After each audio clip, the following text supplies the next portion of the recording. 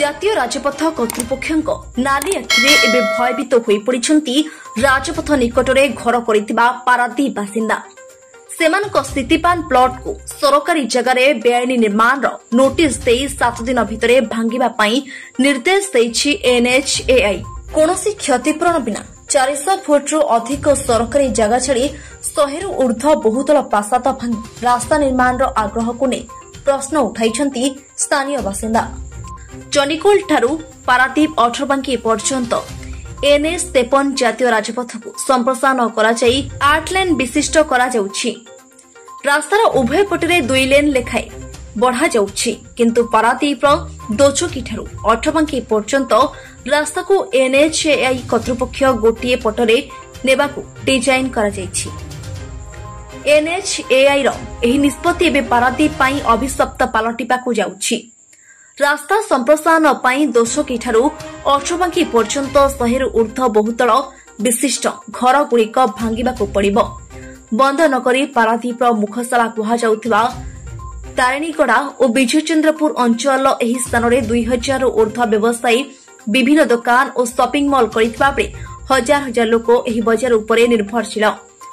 ବନ୍ଦରାଞ୍ଚଳରେ ଘରୋଇ ଜାଗା ନଥିବାରୁ ଏଠାରେ ଘରଭଡ଼ା ନେଇ ହଜାର ହଜାର ଲୋକ ରହିବା ସହିତ ନିଜର ବ୍ୟବସାୟିକ ପ୍ରତିଷ୍ଠାନ ଗଢ଼ିଛନ୍ତି।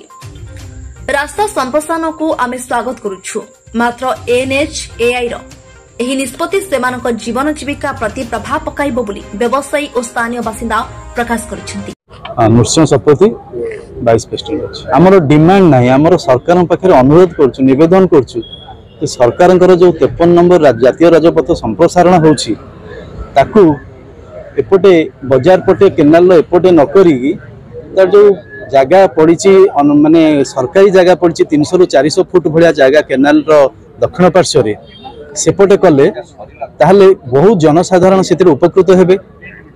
ଘର ଭଙ୍ଗା ହେବନି, NHAIକୁ କ୍ଷତିପୂରଣ ଦେବା ପାଇଁ ପଡ଼ିବନି, ଥଇଥାନ କରିବାକୁ ପଡ଼ିବନି, ଯୁକ୍ତ ଆପଣଙ୍କର ଇଏ କରିବ।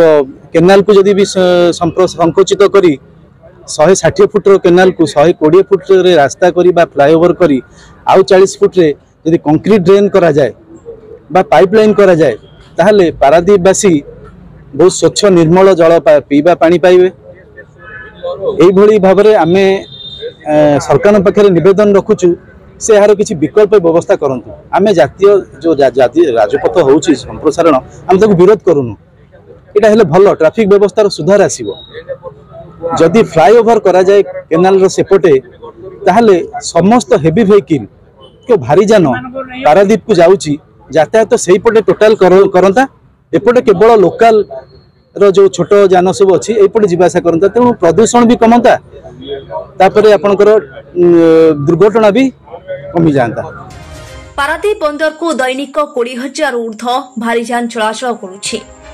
एथिपाई थिबा 4 लेन विशिष्ट रास्ता पर्याप्त हेउनथिबा बेले एहाकु 8 लेन करिबा घोषणा को सबु महल्लो स्वागत करा जायछि, किंतु NHAI निजर सरकारी जगह छाड़ी प्राइवेट जमी रे घर करथिबा लोकंकु सरकारी जगह रे बेआईन निर्माण करथिबा दर्शाई 7 दिन भितरे घर भांगिबा पई नोटिस करिछि, जहाकु नै स्थानीय अंचलवासी प्रतिक्रियाशील होइथिबा बेले निज जगह रे ऋण करी घर करथिबा लोके ऋण सुझिबाकु नै आतंकित होई पड़िछन्ति।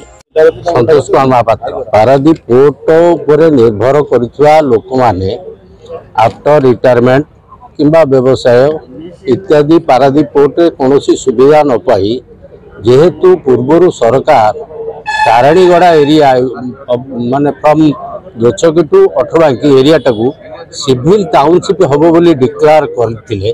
सेतिपई लोक माने तांका जीवन रे जेते पैसा अर्जन करथिले जमीबाड़ी बिकी एठी कौन कले ना से मानकर पिला छुआ इत्यादि किपरि बेकारी समस्या दूर हे व्यवसाय पत्र करने जगह खंड खंड किणी जो जगार मूल्य भी बहुत मूल्य 5 लाख 10 लाख पर डिसिमिल हिसाब से किणी किए घर खंड खंड कर बैंक लोन कर जमी बिकिकी कर परिवार प्रतिपोषण कर व्यवसाय उपर निर्भर करी हाराहारी 2000 परिवार तांकर परिवार भी प्रतिपोषण करुँच। सरकार जो 8 लेन रास्ता जीव आमे ताको स्वागत करूँ, କିନ୍ତୁ ଚଣ୍ଡିଖୋଲରୁ ଦୋଛକି ପର୍ଯ୍ୟନ୍ତ ଯେମିତି ଦୁଇ ପାର୍ଶ୍ୱରେ ଆଣୁଛନ୍ତି ସେଭଳି ଦୋଛକି ଠାରୁ ଅଠବାଙ୍କି ବି ଦୁଇ ପାର୍ଶ୍ୱରେ ରାସ୍ତା ଯିବା ପାଇଁ ଜାଗା ଅଛି, ଅଲରେଡ଼ି NH ଆକ୍ୱାର୍ଡ କରିଛି। ତେଣୁ सी तांकर जो डीपीआर प्रोजेक्ट करिसंती ताकू डीपीआरटाकू पुनर्विचार करी रास्तार उभय पार्श्व संप्रसारण करने पाई आमे आपण मान माध्यम निवेदन करुचु, जहा फल कि इथि बसवास करुवा लोक माने किंबा या उपरे निर्भर करुवा व्यवसाय माने से मानकर जीविका जीवन हरेबे नाही आउ क्षतिग्रस्त हेबे नाही।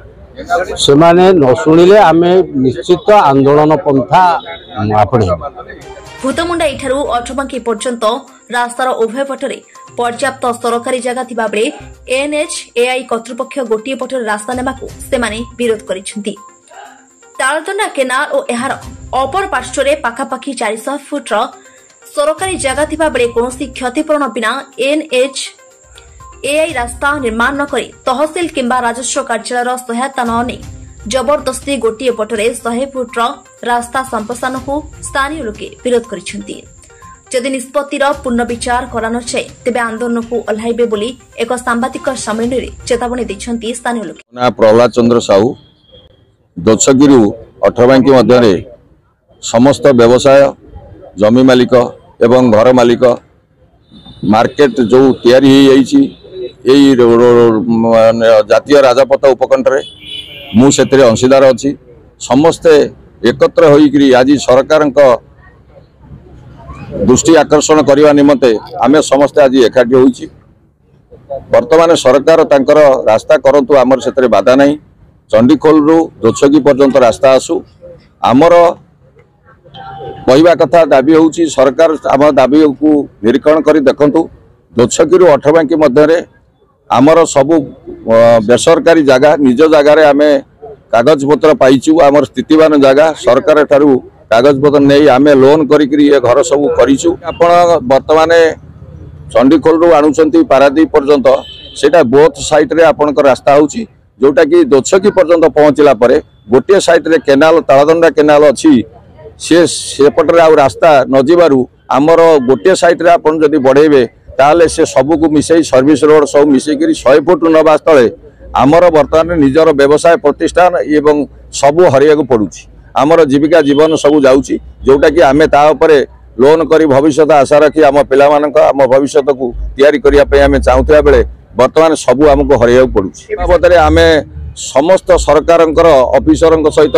कलेक्टर सहित तहसीलदार सहित आपणकर प्रोजेक्ट डायरेक्टर NH तांको सहित कांटेक्ट करिछु समस्त को लिखि दैछु नोटिस रे सेमाने हमकु डिमांड करिसंती जे एटा अनऑथराइज जगह आपण 3 दिन भितर हमकु किछि डॉक्यूमेंट अछि प्रोड्यूस करंतु नचेत आमे 7 दिन भितर आपण भांगी दियंतु जदि न भांगीबे आमे लीगल एक्शन नबु तापरे आपणक ऊपर पेनाल्टी चार्ज करू। ये जगह को न उठा जाई आपण विकल्प व्यवस्था सरकार पाखरे आमे अपील करूछु जोटा कि केनाल आर पटरे केनाल रो बाम साइड रे आपणकर 300 रु 400 फुट ओसार जगह पड़ी रही से जगार सरकार क्या किसी क्षतिपूरण न दे कहार धन जीवन नष्ट न करी जनसाधारण असंतुष्ट हबार नहीं से जगार आपण रोड बनइले रोड कले दोछकी रु अठबांकी पर्यंत गोटे मात्र फ्लाईओवर गले आपण समस्त असुविधा सबू सुविधार परिणत हो। NH-53 जातीय राजपथर संप्रसारण में दोछकी ठारू अठबांकी मध्य 3टी फ्लाई ओभरब्रिज रही बेले यहाँ दोछकी ठारू अठबांकी पर्यंत गोटे फ्लाई ओभरब्रिज करने को NHAI कर्तृपक्ष को अनुरोध करा जायछि। जदि एपरि न हुए तेबे पारादीप रे जातीय राजपथ को नहीं एक विराट आंदोलन हेबार संभावना सृष्टि होइछि। ब्यूरो रिपोर्ट ओम टीवी ओडिया।